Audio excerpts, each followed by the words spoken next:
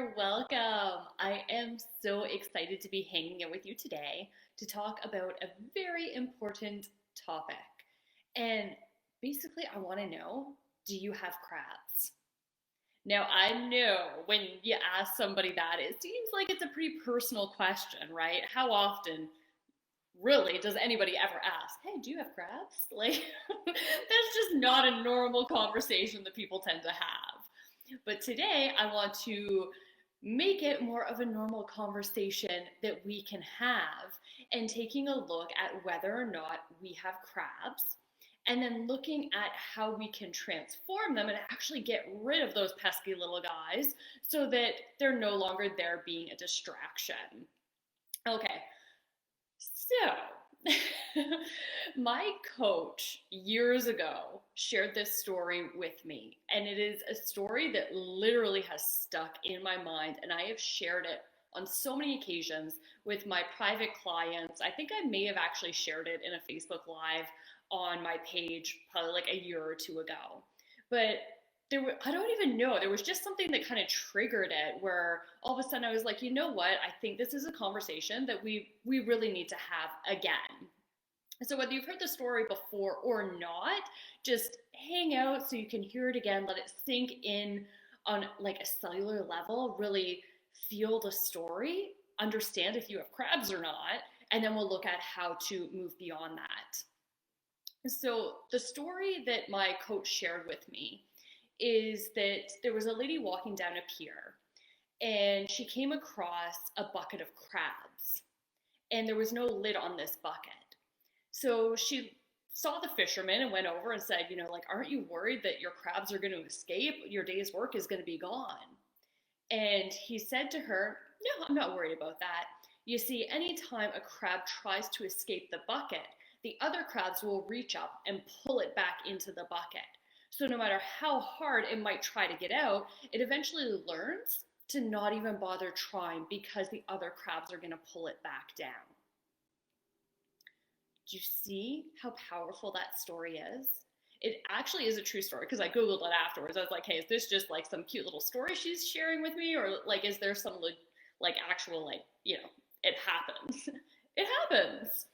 And so a lot of people end up having crabs and they don't realize it, right? So my hope for today, my goal for today is to shed some light on that for you so that you can look to the people of your life and even at your own inner critic, because your own inner critic can definitely be a crab that is going to try to pull you back down.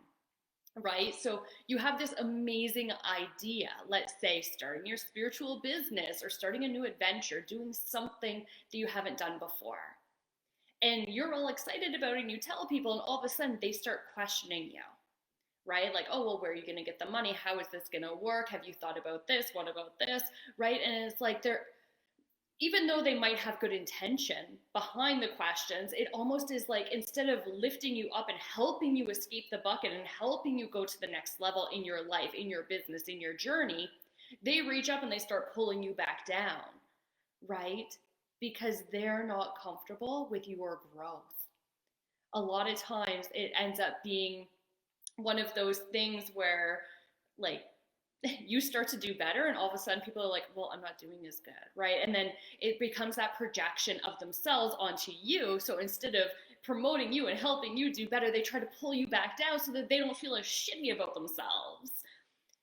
In this group, I want to assure you that you are fully supported. There are no crabs in this group, okay? We are all ladies who are here to support and lift each other up and help each other escape the bucket and get freedom, get to the other side. So if you do have crabs in your life, the best advice that I can give you, that is really short and sweet and simple and you can implement it right now, is to have boundaries.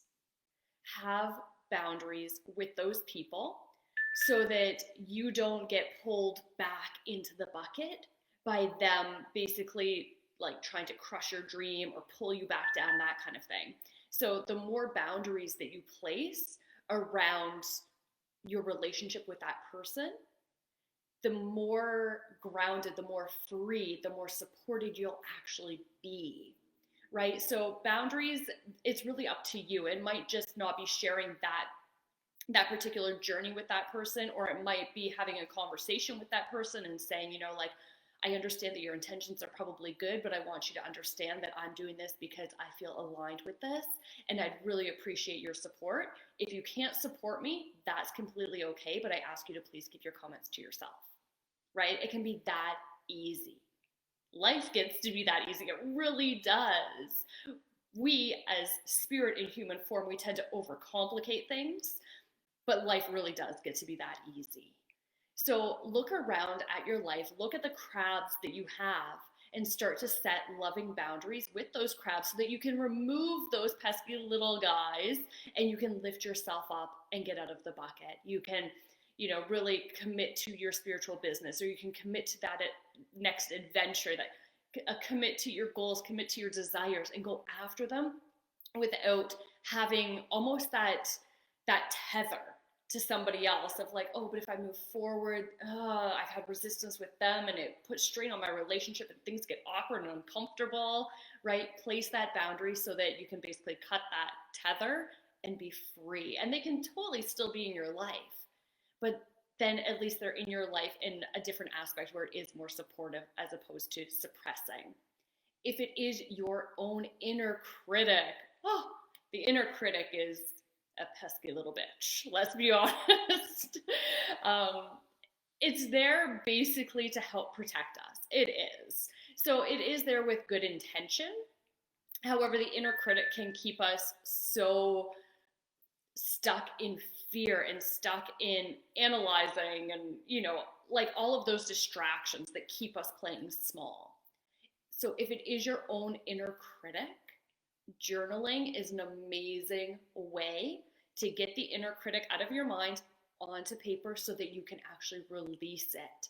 So with that one, you might actually want to do a releasing ceremony, which would be writing down what the inner critic is saying to you, write it all out, and then burn it, release it, let it go. Now, this is an exercise that you will need to repeat because there is a lot of programming, there is a lot of conditioning that all humans are running. So it's not just a one time it's fixed and you can move on. One time, yes, it's going to have a profound impact, but you need to continually do it because with every next level, there's always going to be something else that comes up that we can transform, right? So even if we get out of the bucket, there's going to be kind of like another bucket then where we need to go in, we need to do the work, we need to transform our inner critic so that then we can go to the next bucket, which is even bigger, and then we have more space and we just keep on going and going and going until we find that freedom. All right, so let me know if you found this helpful. I'd love to know what is your biggest takeaway from today. Is it realizing that you have some crabs in your life, or realizing that you, your inner critic, is the crab that is in your life, that is the biggest impact in your life? So which one is it for you, external or internal, or is it a pretty even combination of both? I'd love to know, so drop it in the comments below.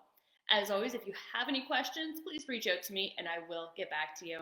Sending you so much love as you start to remove the crabs from your life so that you can rise up and escape the bucket.